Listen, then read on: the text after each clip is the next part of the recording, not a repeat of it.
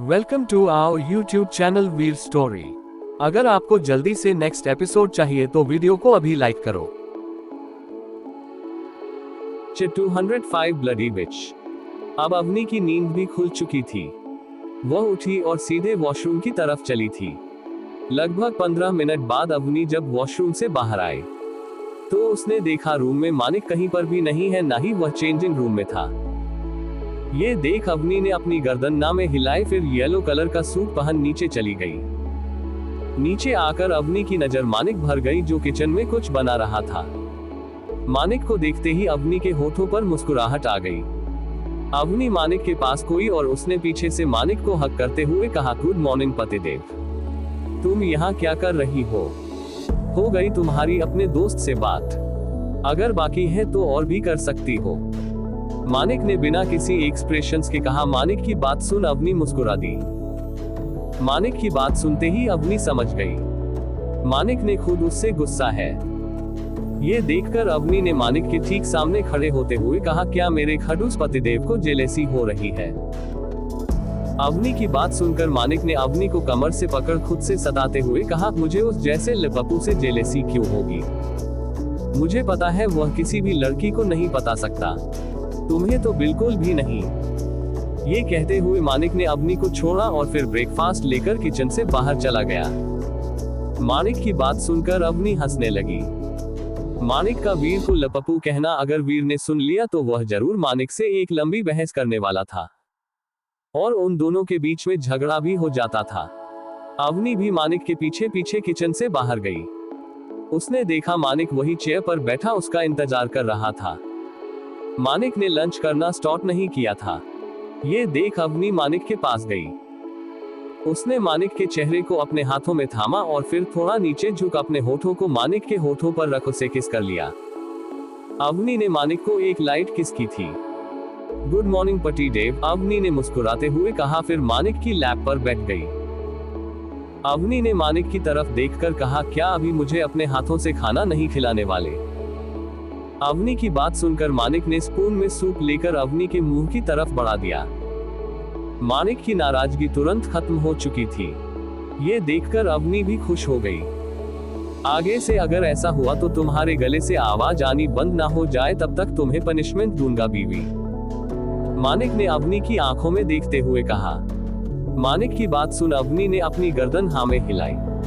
अवनी को सूप पिलाते हुए मानिक ने उससे पूछा, अंडस को तुम लोनावाला क्यों आई थी? मानिक की बात सुन अवनी ने उसे बताते हुए कहा, अकीरा चतुर्वेदी ने एक एक्सीडेंट किया था। इस केस के सिलसिले में मुझे यहाँ आना पड़ा उससे मिलने। तुम तो जानते ही होंगे ना अकीरा चतुर्वेदी को। अवनी की बात सुनकर मानिक ने अपनी गर्दन ना में हिलाते हुए कहा, नहीं। मानिक की बात सुन अवनी ने हैरानी में उसकी तरफ देखा। क्या सच में यह आदमी अकीरा चतुर्वेदी को नहीं जानता था? वह लड़की जो एशिया में सबसे अच्छी एक्ट्रेस थी और उसे इस बात का इतना घमंड भी था। उसे उसका पति मानिक बजाज जानता तक नहीं था। ये सुनकर अवनी को हंसी आ रही थी। अवनी का ऐसा रिएक्शन देख मानिक ने अवनी की तरफ कंफ्यूजन में देखा। ये देख अवनी ने मुस्कुराते हुए कहा, वह एक एलिशियस सेलिब्रिटी है, उसे तो लगता है उसे पूरी दुनिया जानती है। अवनी की बात सुनकर मानिक ने उसे सूप पिलाते हुए कहा, अंडस को मैं सिर्फ उन्हीं लोगों को जानना पसंद करता हूं जिन्हें जानना जरूरी है। मानिक की बात सुनकर अवनी ने सूप पिया। मानिक ने फिर अवनी से कहा, तो क्या केस सॉल्व हो गया? नहीं, वह कोऑपरेट करने को तैयार ही नहीं है। इनफैक्ट उसका जो बिहेवियर था कल सेट पर, उससे मुझे इतना गुस्सा आया कि मैं उसे अब छोड़ने नहीं वाली, नहीं जब तक वो जमीन पर ना आ जाए। अवनी ने गुस्से में कहा। अवनी की बात सुनकर मानिक के अवनी की तरफ देख कहा, अंडस को मुझे निराश मत करना। ये कहते हुए मलिक ने अपनी के फोरहेड पर किस किया। अवनी ने मुस्कुराते हुए मानिक की तरफ देखा। उसके बाद अवनी और मानिक दोनों ही हेलीकॉप्टर से वापस मुंबई आ गए। मानिक अपनी कार से अवनी को उसके ऑफिस तक ड्रॉप करने जा रहा था। तभी मानिक के फोन पर धैर्य का कॉल आया। मानिक ने कॉल अटेंड किया तो दूसरी तरफ से धैर्य ने कुछ ऐसा कहा जिसे सुनकर मानिक ने एक नजर अवनी की तरफ देखा और फिर कॉल कट कर मैसेज चेक करने लगा। मानिक ने फिर अवनी के सामने अपना फोन करते हुए कहा, media is waiting for you. Manik की बात सुनकर अवनी ने मुस्कुराते हुए मानिक के फोन में न्यूज को देखा। लाइव न्यूज चल रही थी जहां पर मीडिया वाले अवनी के ऑफिस के सामने खड़े थे। लगातार न्यूज में यही आ रहा था, लॉयर अवनी रेड्डी ने किसी सेलिब्रिटी को गलत केस में टारगेट किया है। अब तक मानिक की कार अवनी के ऑफिस के सामने आकर रुक चुकी थी। अवनी ने विंडो से ऑफिस की तरफ देखा तो वहां पर मीडिया का बहुत जमावड़ा लगा था। ये देखकर ने एक डेविल मुस्कान के साथ कहा, ब्लडी बिच। मानिक ने अवनी की तरफ देखा और फिर उसके बालों में अपना हाथ फेरा। अवनी ने मानिक की तरफ देखा और फिर मानिक को एक आंख मारकर कार से बाहर निकल गई। अवनी को देखकर बहुत से लोग उसे ही देखने लगे। अवनी ने व्हाइट कलर का बिजनेस सूट पहन रखा था। मीडिया वालों ने कभी हमने का चेहरा नहीं देखा था, इसलिए उन्हें नहीं पता था अवनी रेड्डी कैसी दिखती है। अवनी अपने बैग को लेकर ऑफिस की तरफ जाने लगी, पर मीडिया वाले उसे अंदर जाने का किसी को रास्ता ही नहीं दे रहे थे। मानिक की कार अभी भी वहीं पर ही खड़ी थी। मानिक की नजरें लगातार अवनी पर बनी हुई थी। अवनी ने मीडिया वालों की तरफ देखा, फिर कुछ सोचते हुए तेज आवाज में कहा, अरे लो, अवनी रेड्डी आ गई। जैसे ही सभी लोगों के कानों में होने की आवाज पड़ी, सभी मीडिया वाले तुरंत अवनी की तरफ देखने लगे। अवनी ने एक लड़की की तरफ इशारा किया। सभी लोग भागते हुए उस लड़की की तरफ चले गए। वह लड़की के पास ऐसे भागते हुए जा रहे थे जैसे वह लड़की उनका शिकार हो। मीडिया के वहां से जाते ही अवनी ने अपनी गर्दन नामे हिलाए और फिर सीधे अपने ऑफिस के अंदर चली गई।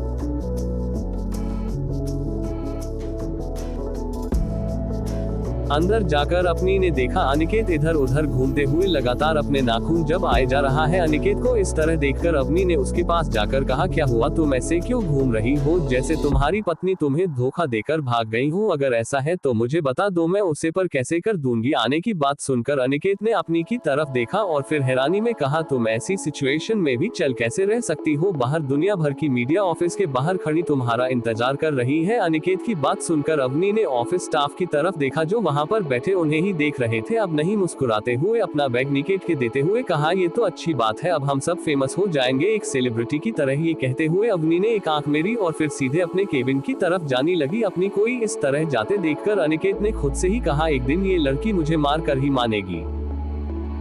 अनिकेत जल्दी जल्दी अवनी के पीछे उसके केबिन में गया। अवनी के केबिन में आने के बाद अनिकेत ने देखा अवनी ने किसी से फोन पर बात कर रही थी। अनिकेत वहीं खड़ा होने के कॉल कट होने का इंतजार करने लगा। जैसे ही कॉल कट हुआ अनिकेत ने कहा, अंडरस्को मैं तुम्हें कहा था ना, वह शिव चतुर्वेदी एक बहुत बड़ी सेलिब्रिटी है। अभी तो अकीरा चतुर्वेदी का नाम भी बाहर नहीं आया है। अगर मीडिया वालों को उसका नाम पता चल गया तो हमारे ऑफिस के बाहर सिर्फ मीडिया ही नहीं बल्कि उसके फैंस भी खड़े होकर तुम्हारा स्वागत का इंतजार करेंगे। फिर तो और भी अच्छी बात है, हमें वॉचमैन रखने की जरूरत नहीं पड़ेगी, अवनी ने अपनी चेयर पर बैठते हुए कहा।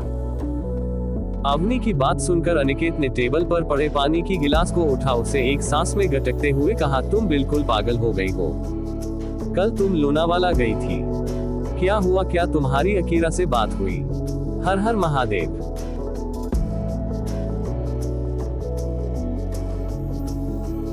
एसआर की पावर। अनिकेत वहीं खड़ा होने के कॉल कट होने का इंतजार करने लगा। जैसे ही कॉल कट हुआ अनिकेत ने कहा, अंडरस्को मैं तुम्हें कहा था ना, वह अकीरा चतुर्वेदी एक बहुत बड़ी सेलिब्रिटी है।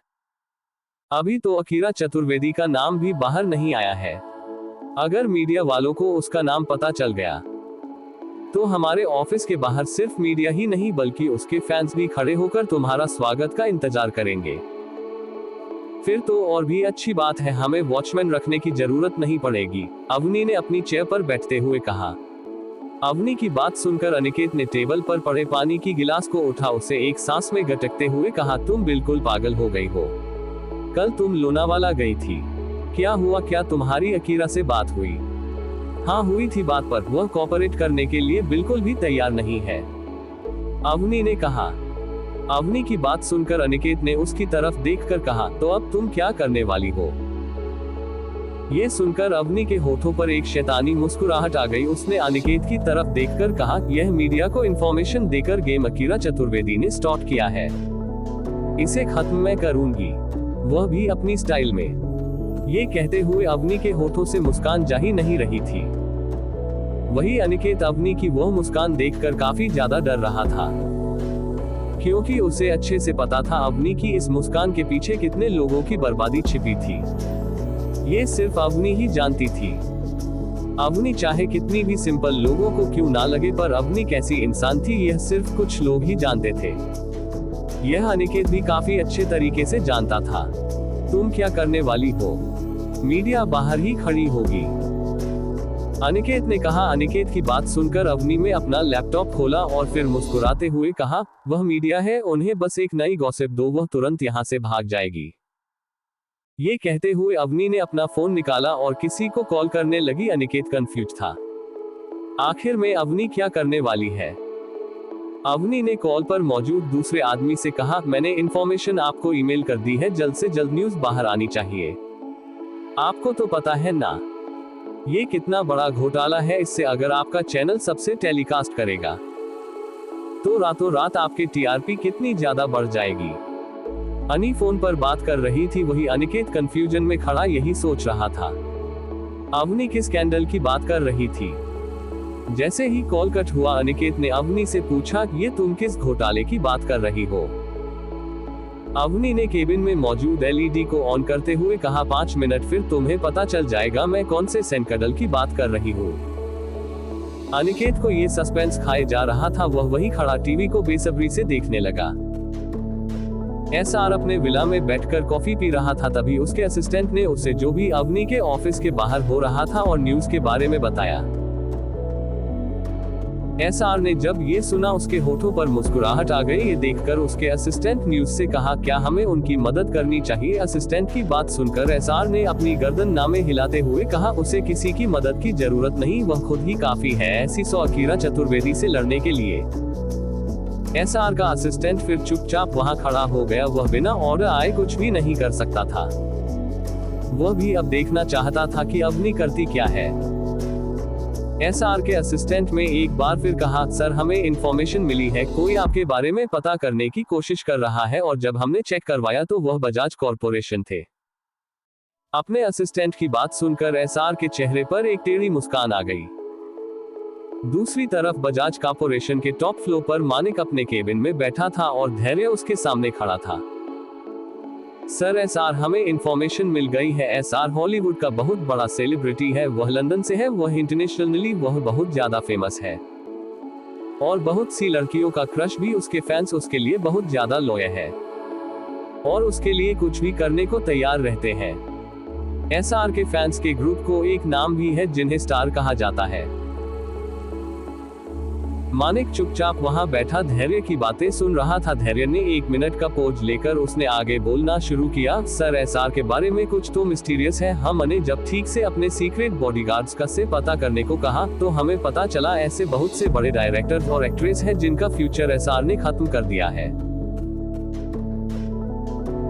एसआर की पावर क्या है ये कोई नहीं जानता, पर वह एक बहुत मिस्टीरियस किसी का इंसान है। वह किसी से भी बात करना पसंद नहीं करता, ना ही डायरेक्टर से, ना ही इन्वेस्टर से, ना ही उसे किसी का डर लगता है। और सबसे जी बात यह है, वह अपनी मूवीज को खुद स्पॉन्सर और उनमें इन्वेस्टमेंट भी खुद ही करता है, जबकि उसका कोई भी ऑफिशियल बिजनेस रजिस्टर्ड नहीं है। फिर उसके पास इतने पैसे कहां से आते हैं, इस बारे में किसी के पास कोई इन्फॉर्मेशन अवेलेबल नहीं है। धैर्य की बात सुनकर मानिक ने कुछ सोचते हुए उससे पूछा, उसकी फैमिली फ्रेंड्स कुछ तो होगा ना? सर हमें पता करवाया, आज तक किसी ने भी ऐसा की फैमिली उसके फ्रेंड्स को नहीं देखा है, यहाँ तक मीडिया या बाकी सबको उसके नाम का मतलब भी नहीं पता। हमने भी बहुत पता करने की कोशिश की, पर हमें भी इस बारे में कोई इन्फॉर्मेशन नहीं मिली। और यही बात सबसे अजीब है कि हमारे सीक्रेट्स बॉडीगार्ड किसी की इन्फॉर्मेशन निकालना चाहिए और उन्हें इन्फॉर्मेशन तक ना मिले। जहाँ तक मुझे लगता है अब तक से को भी पता चल चुका होगा, हम उसके बारे में पता करने की कोशिश कर रहे हैं। बातें कहीं ध्यान से सुन रहा था, उसने सोचा नहीं था ऐसा का मैटर इतना ज्यादा सीरियस हो सकता है, पर अब मानिक भी बहुत सीरियस हो चुका था। हर हर महादेव।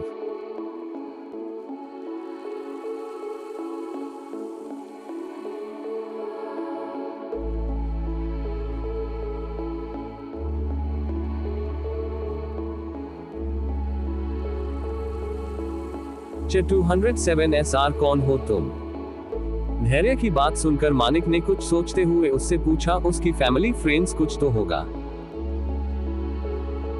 नो सर, हमें पता करवाया, आज तक किसी ने भी एसआर की फैमिली उसके फ्रेंड्स को नहीं देखा है। यहाँ तक मीडिया या बाकी सबको एसआर के नाम का मतलब भी नहीं पता है। हमने भी बहुत पता करने की कोशिश की पर हमें भी इस बारे में कोई इन्फॉर्मेशन नहीं मिली। और यही बात सबसे अजीब है कि हमारे सीक्रेट्स बॉडीगार्ड किसी की इन्फॉर्मेशन निकालना चाहे और उन्हें इन्फॉर्मेशन ना मिले। जहाँ तक मुझे लगता है अब तक एसआर को भी पता चल चुका होगा। हम उसके बारे में पता करने की कोशिश कर रहे हैं। धैर्य की बातें मानिक ध्यान से सुन रहा था। उसने सोचा नहीं था एसआर का मर्डर इतना ज्यादा सीरियस हो सकता है, पर अब मानिक भी बहुत सीरियस हो चुका था। धैर्य ने जब से के बारे में पता करना शुरू किया था तो वह खुद हैरान रह गया था। उसे नहीं लगा था एसआर का बैकग्राउंड कुछ ऐसा होगा। एसआर हर एक सेलिब्रिटी था, इसीलिए उसका बैकग्राउंड सिंपल होना चाहिए, पर यहाँ तो पूरा मामला ही उलट था। धैर्य ने बिना मानिक के कहे ही अपना सारा जोर लगा दिया था एसआर के बारे में इंफॉर्मेशन निकालने के लिए, पर उसे फिर भी कुछ भी नहीं मिला। वह भी बहुत क्यूरियस हो रहा था एसआर के बारे में जानने के लिए, आखिर एसआर है कौन। मानिक ने धैर्य से कहा, सीक्रेट बॉडीगार्ड से कहो पता इंफॉर्मेशन निकालना बंद करे। अगर उन्हें खबर लग चुकी है तो वह कभी हम तक रियल इंफॉर्मेशन नहीं पहुंचने देंगे, और हमें वही इंफॉर्मेशन चाहिए जो सच है। एक काम करो, तुम सेक्रेटली एसआर के पीछे हमारे बेस्ट बॉडीगार्ड्स को लगा दो, जो उसके पल पल की इंफॉर्मेशन हमें देते रहे। मुझे हर वक्त पता रहना चाहिए एसआर कहाँ जाता है और क्या करता है, किससे मिलता है। मानिक की बात सुनकर धैर्य ने अपनी गर्दन हमें हिला दी। उसके बाद तुरंत वहां से चला गया। एसआर कौन हो तुम और क्यों आए हो अवनी की जिंदगी में? क्या तुम कोई खतरा हो? मानिक ने अपनी पहली नजरों से वही मौजूद पेन की तरफ देखते हुए कहा। मानिक को समझ नहीं आ रहा था एसआर उन कोई खतरा था या फरिश्ता, इसीलिए मानिक पहले से ही सतर्क रहना चाहता था। आखिर यहाँ बात अवनी की जो थी। दूसरी तरफ अकीरा चतुर्वेदी के विला में वह बड़े आराम से स्विमिंग पूल में स्विमिंग कर रही थी और इसका असिस्टेंट उसके पास में खड़ा उसे इंफॉर्मेशन दे रहा था। असिस्टेंट ने कहा, मैं आपके कहीं मुताबिक हमने अवनी रेड्डी के बारे में न्यूज फैलती है और मीडिया वालों को भी उसके ऑफिस के बाहर खड़े रहने के लिए कहा है। मीडिया वाले उसे इतना परेशान कर देंगे कि उसका ऑफिस जाना तक बंद हो जाएगा। मैंने कुछ लोगों को हायर भी किया है जो अवनी रेड्डी को डराने धमकाने के लिए जाएंगे। वह जरूर डर जाएगी और अपना मुंह बंद रखेगी, आप चिंता मत कीजिए। अपने असिस्टेंट की बात सुनकर अकीरा ने कहा, मुझे उस जैसी लड़की से चिंता करने की कोई जरूरत नहीं है। वह मेरे धूल के बराबर भी नहीं है। उसे तो मैं पल भर में बर्बाद कर सकती हूँ, पर उसने कल मुझे चैलेंज किया था, इसीलिए मैं उसे धीरे धीरे खत्म करना चाहती हूँ ताकि मैं ये सब एंजॉय कर सकूं। उसे कुचलने में मुझे बहुत मजा आएगा। कल उसकी वजह से सेट पर मेरी सबके सामने बेइज्जती हुई थी। मैं इतनी आसानी से ये सब नहीं भूल सकती हूँ। हमें अभी इंफॉर्मेशन मिली है, डायरेक्टर अरिजीत को फिल्म से निकाला जा चुका है। इसकी वजह क्या है ये किसी को नहीं पता, पर मुझे लगता है यह एसआर ने ही किया है। आपको क्या लगता है एसआर ने ऐसा क्यों किया होगा? अपने असिस्टेंट की बात सुनकर अकीरा भी हैरान थी। उसे भी समझ नहीं आ रहा था आखिर एसआर ने ऐसा क्यों किया। क्योंकि अरिजीत बहुत अच्छा डायरेक्टर था और उसने कभी एसआर से कोई दुश्मनी भी नहीं की थी, फिर ऐसा और उसके साथ एसआर ने ऐसा क्यों करेगा? अकीरा यही सोच रही थी, पर उसे कुछ समझ नहीं आ रहा था। तुम इन सब के बारे में छोड़ो, अगर वह निकाले लग जा चुके हैं तो जाने दो, मुझे उनसे कोई मतलब नहीं है। हमें बस एसआर की गुड बुक्स में रहना है। मुझे कैसे भी करके यह मूवी करनी है। मैं इस मूवी से निकलना अफोर्ड नहीं कर सकती हूँ, और ये तुम भी अच्छे से जानती हो, और अवनी रेड्डी के मैटर को तुम संभाल लेना। मुझे नहीं लगता वह लड़की डिजर्व करती है कि मुझ पर इतना ज्यादा ध्यान दूं। अकीरा ने घमंड से कहा। आप सही कह रही है, अकीरा के असिस्टेंट ने कहा। उसके बाद अकीरा बड़े ही आराम से स्विमिंग पूल में स्विम करने लगी। उसकी स्किन धूप में चमक रही थी। अकीरा का असिस्टेंट जो वहीं खड़ा था, वह अकीरा को देखकर ही सोच जा रहा था, जो लड़की देखने में इतनी खूबसूरत है, वह कितनी ज्यादा पत्थर दिल हो सकती थी। अकीरा का असिस्टेंट उसके साथ बहुत सालों से था, इसीलिए वह अकीरा के एक हर गलत काम के बारे में भी काफी अच्छी तरीके से जानता था। अकीरा दुनिया के सामने जो फरिश्ता बनती थी, वैसी वह थी नहीं, वह एक डरावनी चुड़ैल थी, जो ऐसे ही खुद से छोटे लोगों को परेशान किया करती थी। अकीरा ने पता नहीं कितनी ही एक्ट्रेसेस की जिंदगी बर्बाद की थी। आखिर क्या करने वाली है अकीरा अवनी के साथ? क्या अवनी बच पाएगी अकीरा की साजिशों से?